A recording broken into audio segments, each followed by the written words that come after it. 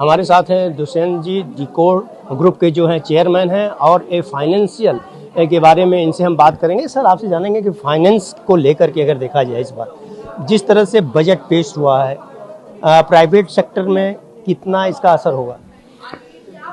उन्होंने एक मेजर एक अनाउंसमेंट किया हुआ है जो काफ़ी असर पड़ेगा इस प्राइवेट सेक्टर के ऊपर भी। उन्होंने अनाउंस किया है कि 91% तक का सभी कैपेक्स उनका अचीव हो जाएगा।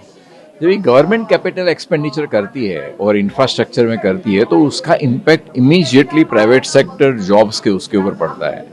उन्होंने एमएसएमई के लिए जो बजट इंक्रीज किया है, उन्होंने स्टार्टअप के लिए दूसरा फंड डाल दिया। मतलब एक फंड तो ऑलरेडी 90,000 करोड़ पर है जिसमें गवर्नमेंट का 10,000 करोड़ है। उन्होंने बोला हम दूसरा 10,000 करोड़ डालेंगे, तो दूसरा अंदर 90,000 करोड़ आता है। उन्होंने शुरू में ही किया कि मेरे जो 4 फोकस एरिया है उसमें एमएसएमई, हेल्थ, किसान और एग्रीकल्चर के ऊपर उन्होंने जो काफ़ी आउटले किया है उसका पूरा इम्पैक्ट, एग्रीकल्चर का तो इफेक्ट प्राइवेट सेक्टर पे ही पड़ेगा क्योंकि एग्रीकल्चर इस प्राइवेट सेक्टर है, तो उन्होंने उसके ऊपर काफ़ी ध्यान दिया हुआ है। और हेल्थ सेक्टर के ऊपर उन्होंने किया हुआ है। तो वो कि पूरा का पूरा बजट इस तरह से पेश किया गया है। आप इवन टैक्स लिमिट भी देखेंगे अगर बढ़ती है तो प्राइवेट सेक्टर के इंडिविजुअल को असर करती है, जिससे पास और सरप्लस इन्वेस्टमेंट आता है, सरप्लस फंड बचता है। उसके वजह से वो या तो रियल एस्टेट में इन्वेस्ट करता है या तो स्टॉक मार्केट में इन्वेस्ट करता है। लेकिन रियल इस्टेट की अगर हम बात करें तो देखा जाए कि खासतौर से अगर देश की आर्थिक राजधानी मुंबई की बात करें तो यहाँ तो रियल इस्टेट का बढ़ रहा है, रेट जो है बढ़ता नजर आ रहा है। तो आपसे मैं ये जानना चाहूँगा कि पूरे देश में रियल इस्टेट को लेकर के क्या स्थिति हो सकती है इस बजट से?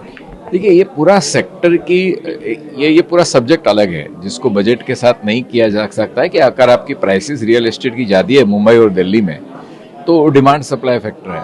मगर मैं एक रियल एस्टेट में जो भी थोड़ा कुछ जानता हूँ उसके हिसाब से कह सकता हूँ कि ये जो प्राइसेस जो ऊपर इतनी ज़्यादा है ये पता नहीं कि टिकेगी कि नहीं। अगर रियल एस्टेट अगर रीडेवलपमेंट इतना ज़्यादा अगर मुंबई में होने वाला है या तो दिल्ली में होगा, उसके वजह से प्राइस के ऊपर इम्पैक्ट पड़ेगा ही। जो अभी एक ऊपर जाएगा तो एक साइकिल की रियल एस्टेट की भी साइकिल आने वाली है, तो उसको बजट अनाउंसमेंट से फर्क नहीं पड़ता था। बजट में इसमें आप क्या कर सकते थे? किसानों की बात करें तो किसानों के लिए कितना बेनिफिट होगा?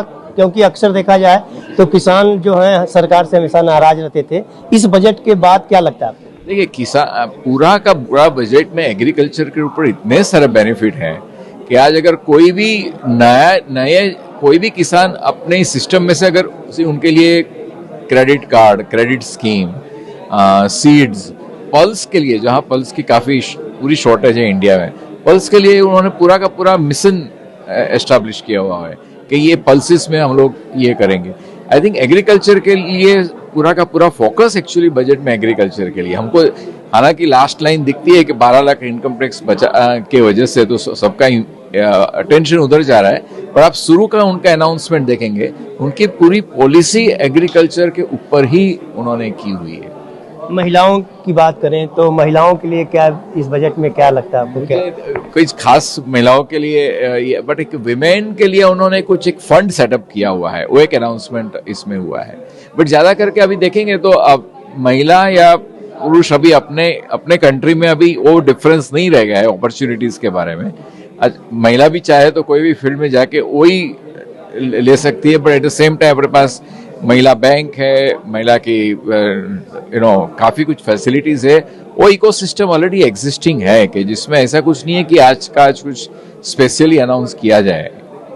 तो आपने देखा दुष्यंत जी ने बड़े बताया उन्होंने कि इस बजट से क्या क्या फ़ायदा है और ख़ासतौर से किसानों के लिए क्या क्या बेनिफिट होगा। ऑन टीवी न्यूज़ के लिए कैमरामैन बाला के साथ हरीश तिवारी।